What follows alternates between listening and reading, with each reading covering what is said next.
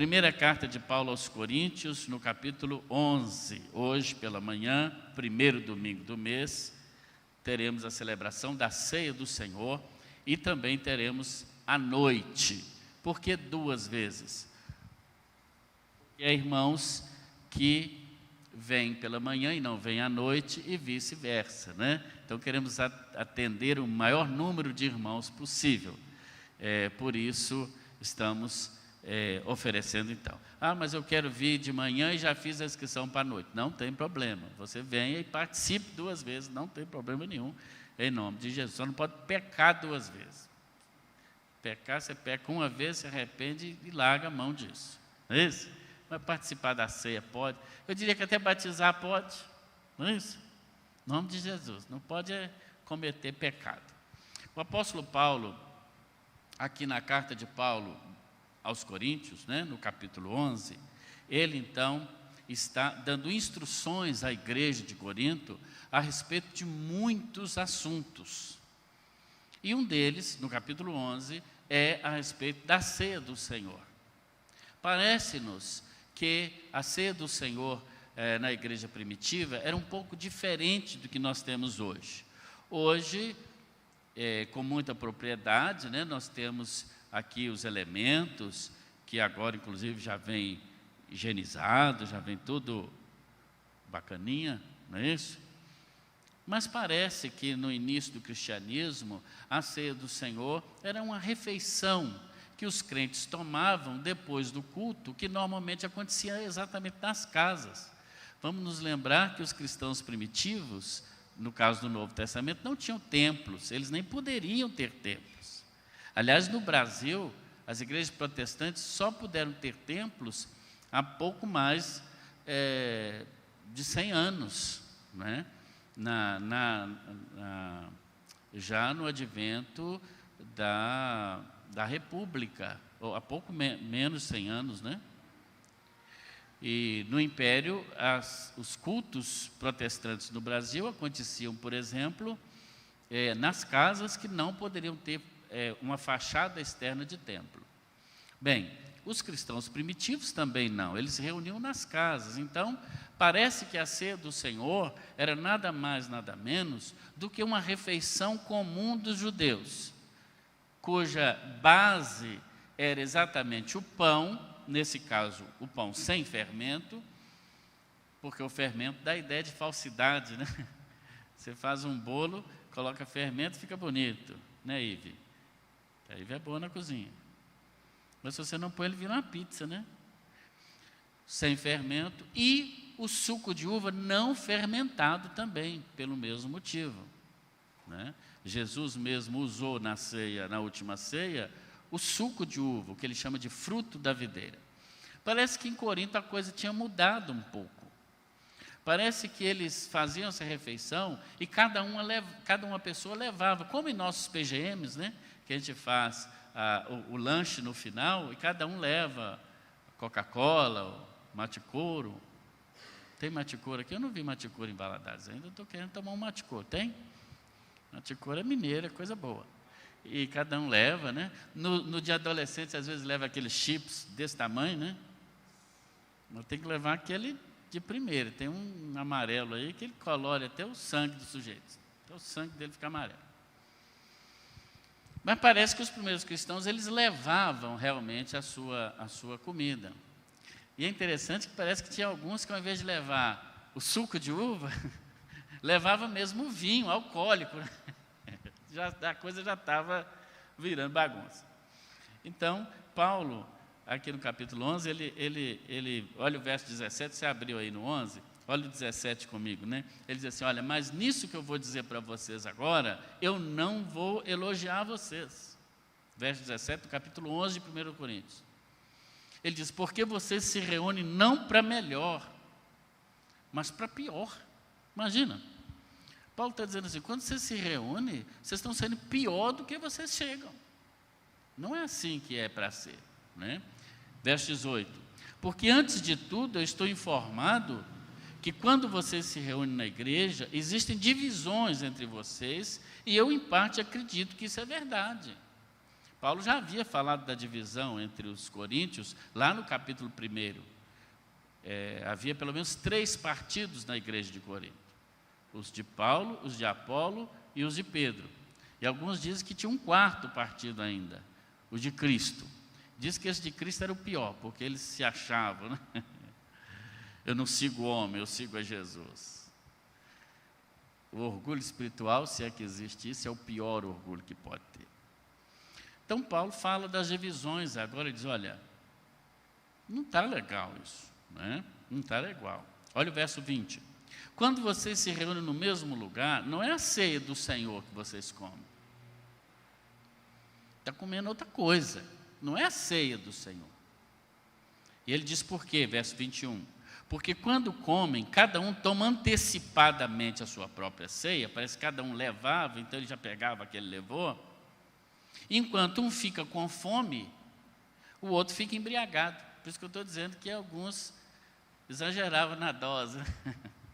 Vou levar esse aqui, levar esse vinho aqui do sangue de boi que eu comprei ali no Coelho Diniz, aqui de Jerusalém. E levava para a ceia. O ritual, tudo bem, mas não foi assim que Jesus ensinou, né?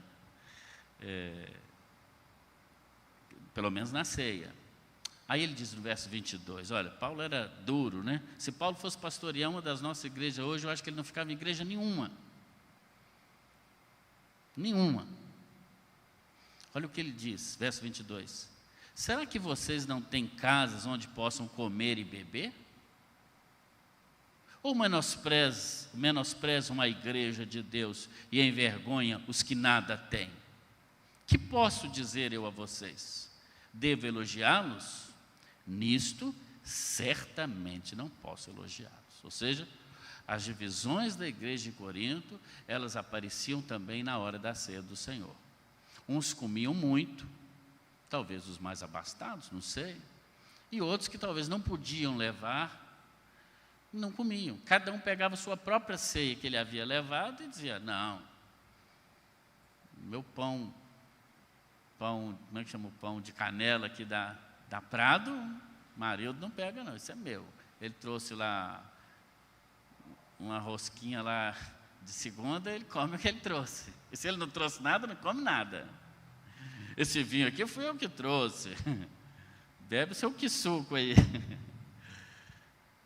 Olha que Paulo fala que alguns saíam da igreja embriagados, que absurdo.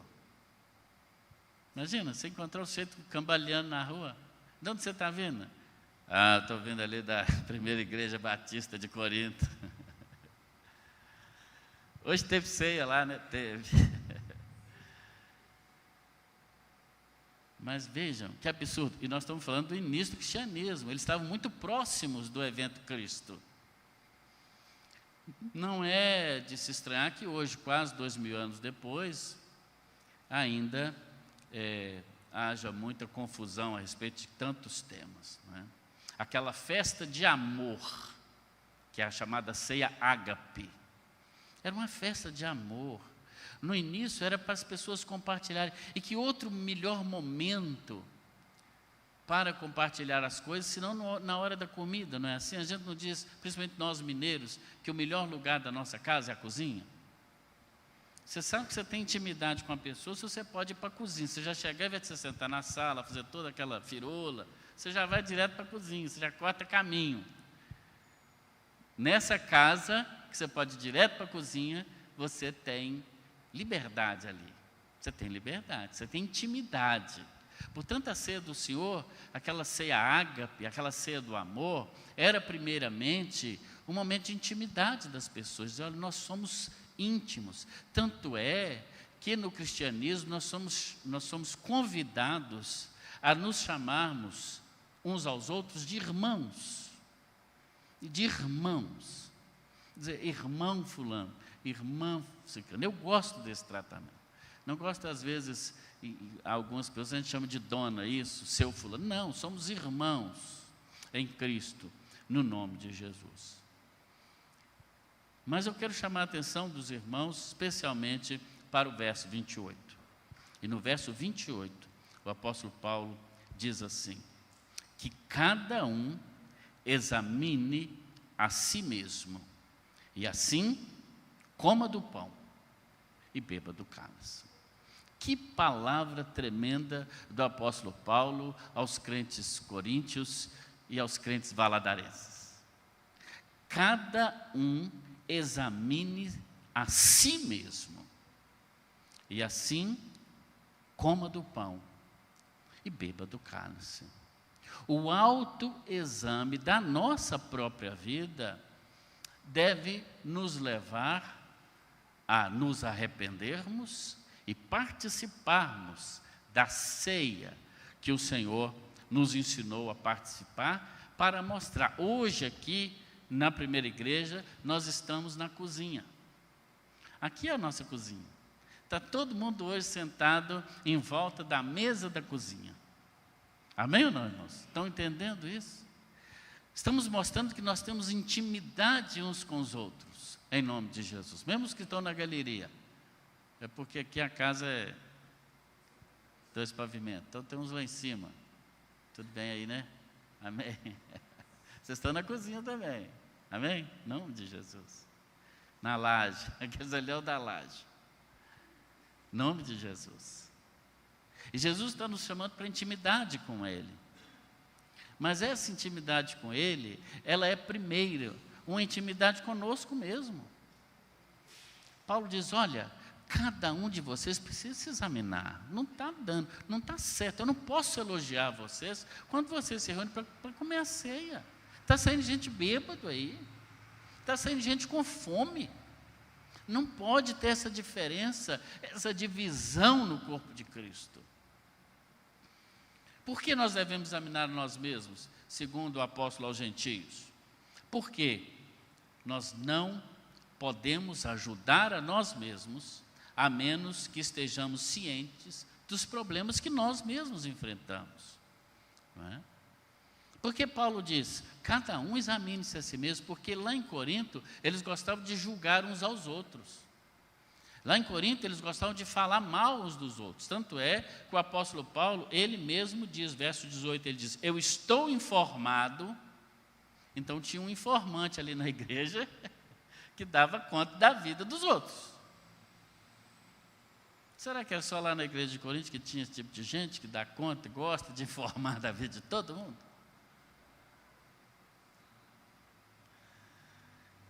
É mais fácil julgarmos alguém, e quando nós olhamos para o erro do outro, nós estamos de alguma maneira esquecendo do nosso.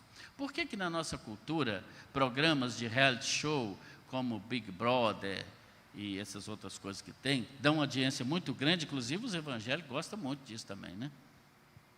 Né, Alexandre e Marcelo? Você não gosta não, que eu sei, mas tem gente que gosta. Big Brother. Por que esse tipo de coisa dá tanta audiência?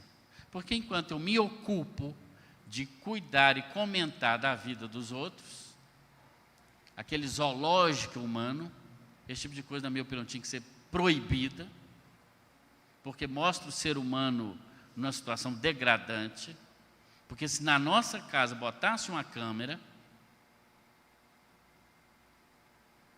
e botasse para o Brasil todo ver, imagina como seria? Na nossa casa, eu acho que eu já ia perder meu emprego aqui, então é melhor não.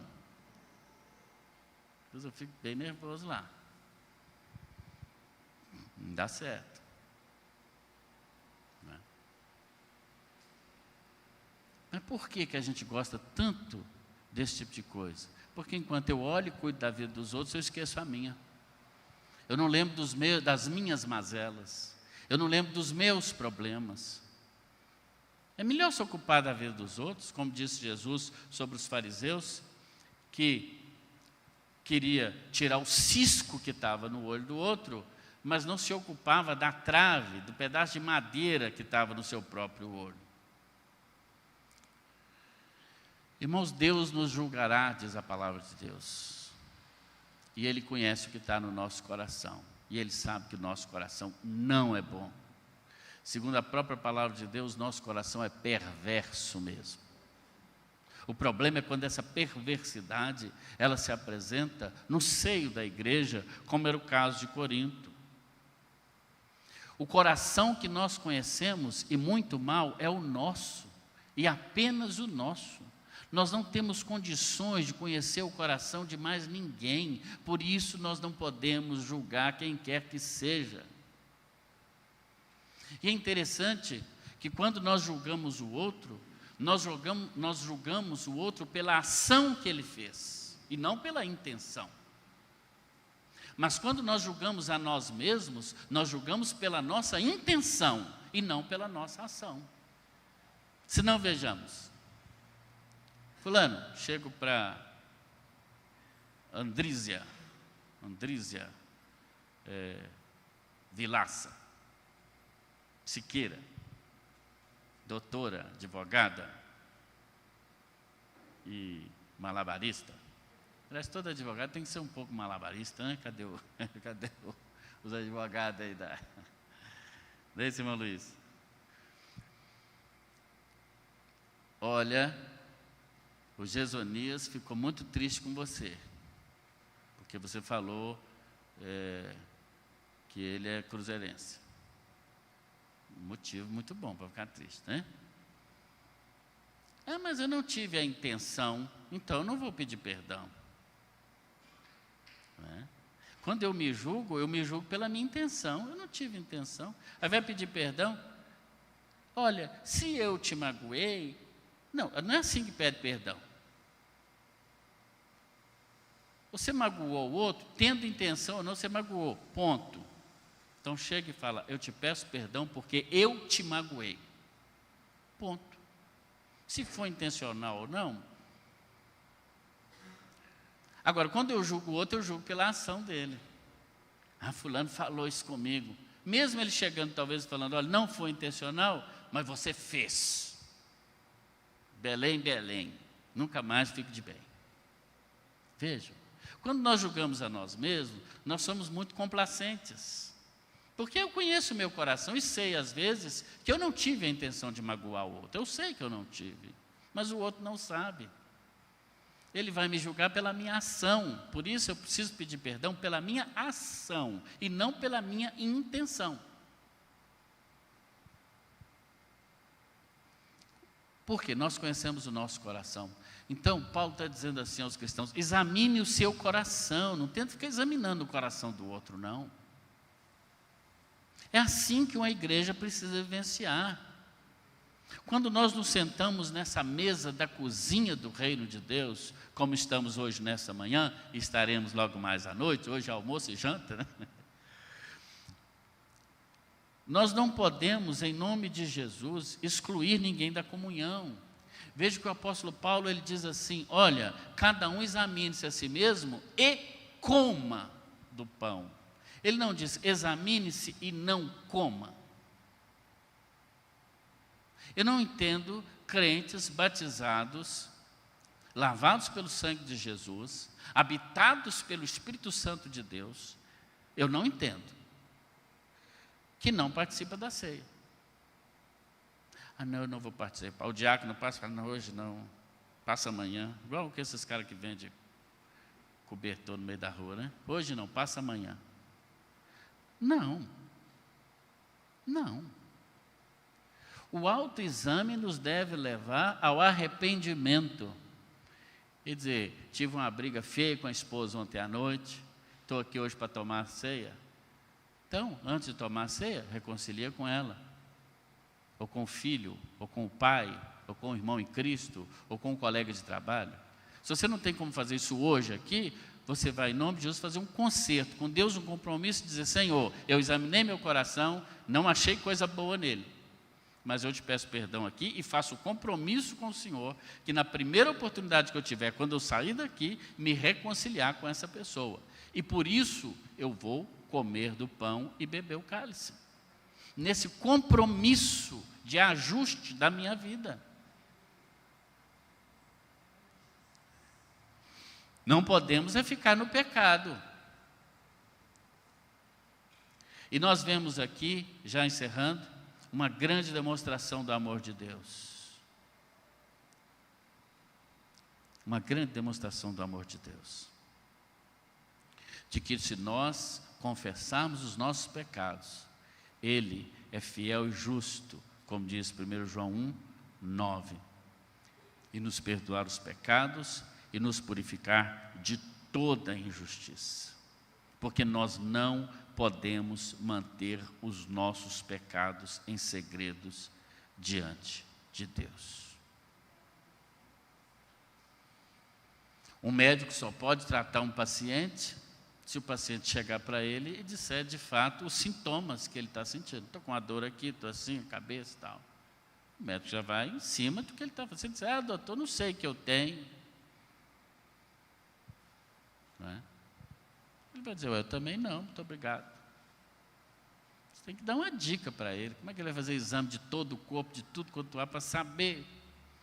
Tudo bem que deve ter alguns exames mais corriqueiros que dá para descobrir muita coisa. Mas é o paciente que indica ao médico onde está a dor. Assim nós com o Senhor. É nós que chegamos a Ele e dizemos, Senhor, eu consultei meu coração, eu examinei a mim mesmo.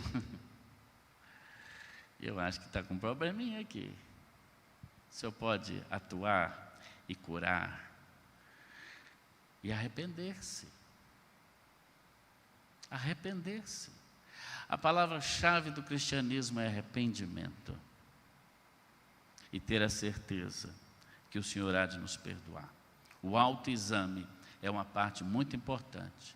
E por isso, sempre devemos fazê-lo. Devíamos fazer todo dia.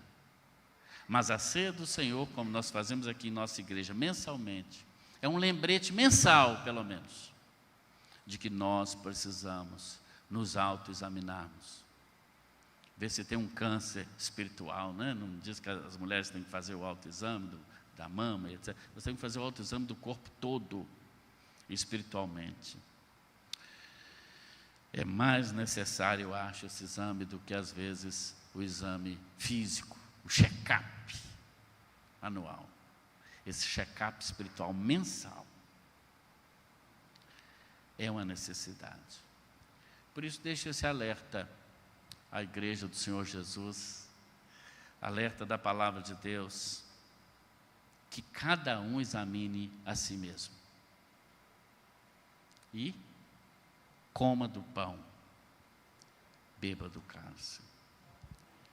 Vamos orar ao Senhor? Eu queria que você fechasse seus olhos, fizesse esse autoexame, apalpasse aí o seu coração, que é perverso, que é mau. Visse a sua língua, como você tem muitas vezes, talvez até não intencionalmente, ferido pessoas, machucado pessoas, em nome talvez de uma sinceridade. Talvez você tenha julgado as pessoas, como se o pecado do outro ele fosse mais terrível do que o seu próprio. O Senhor nos chama hoje para o autoexame, todos nós. Examine-se, diz o apóstolo, e coma.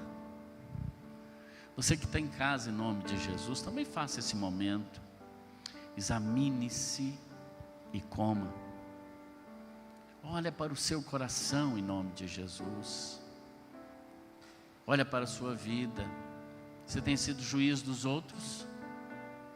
O pecado do outro tem te incomodado mais do que o seu? Aí eu não admito o pecado do fulano. E o seu pecado? Por que você está admitindo? Ele é mais grave, menos grave? Examine-se, cada um a si mesmo. Que assim a igreja não precisa examinar, Jesus não precisa examinar. Ó Deus, estamos na presença do Senhor, na sua mesa, em volta dessa mesa bendita, na cozinha do reino, Senhor.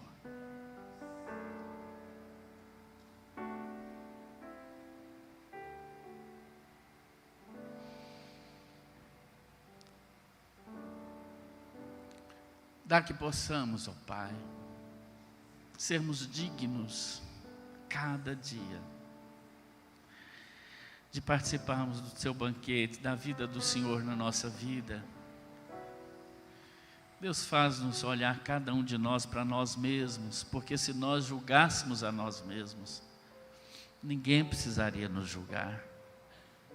Deus, que cada um reconheça o seu pecado, o abandone de uma vez por todas, para que o sacrifício do Senhor Jesus na cruz não seja em vão. Tira de nós, como igreja do Senhor, todo tipo de engano, de erro, de maledicência, e faz-nos viver a vida plena que o Senhor mesmo conquistou na cruz do Calvário por nós. Ó Deus, que crucifiquemos o nosso velho eu, e estejamos prontos para viver a nova vida que o Senhor nos dá. Ó Deus, traz ao nosso coração, à nossa mente, atos e até mesmo intenções que não condizem com o Teu reino. E agora, em nome de Jesus, vem nos perdoar. Sonda o nosso coração, vê se há em nós algum caminho mau e nos guia pelo caminho eterno. Em nome de Jesus. Graças a Deus. Quero convidar os irmãos diáconos a tomarem lugar aqui à mesa para servir os irmãos.